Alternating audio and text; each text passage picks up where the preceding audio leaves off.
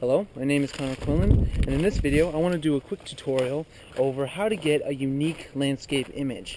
And now there's a lot of ways you can do that, but in this video I'm going to show you a particular photo that I find from my collection that is a little more unique and popular, and show you the techniques that I used to get it. Now, when it comes to landscape photography, it's become very difficult to actually get a really unique shot. And the reason for that is because there's so many photographers out there nowadays. It's hard to take a picture of landscape that's really different.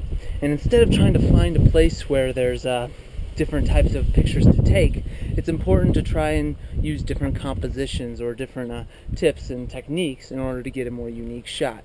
In this video, I'm going to be talking about one of my more unique shots and what I did in order to get the picture, and then I'll show you it at the end, the results.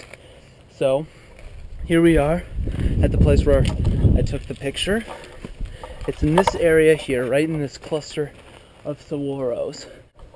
First of all, the fact that this area right here is this cluster of saguaros is pretty unique. As you can see around me, there's quite a few saguaros, but most of them stand alone. Here, however, we have 4 saguaros standing together. Not only that, but the 4 saguaros, as you can see, are in a way kind of intertwined. Makes for a very interesting type of picture.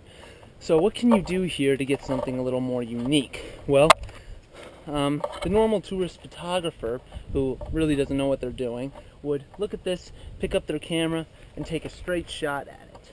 Well, that will get you a very boring image. However, you can change that very boring image into something really good if you come from a different angle. And that's what I'm going to show you now, how I took the picture. So, what did I do in order to get this shot? Well, as you can see, it's rather simple. I actually came from the same angle as you are seeing this video being shot right now. What I did was I got low to the ground, like you are now, and shot up at the saguaros like so. And in this particular situation, I didn't want to follow the rules, which is like the 2/3 rule, which is usually you keep your subject off center in some way. This one, I decided to break those rules and keep this center saguaro right dead center in the image. And that creates a very symmetrical, kind of modern, unique image. And then what I was also able to do, because at the time when I was taking the picture, I used a Nikon D300 and a Nikon 12-24mm, I put a circular polarizer on the front of the lens. I made the lens as wide as it could go, and then I turned it in order to make a nice blue stripe in the background here. Now, as you can see, it's cloudy here, but in the picture when I took it, it was actually completely clear blue skies.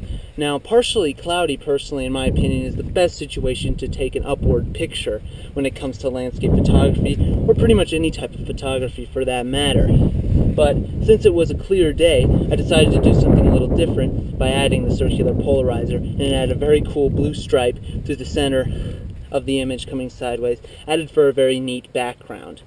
So that's basically what I did in order to take the shot. The only other thing that I did was I waited until the sun was starting to set in order to get a kind of orangish glow on the cacti. So basically, that's all I did in order to take this shot, and I hope you're able to use these techniques to apply them to the pictures that you take in the future.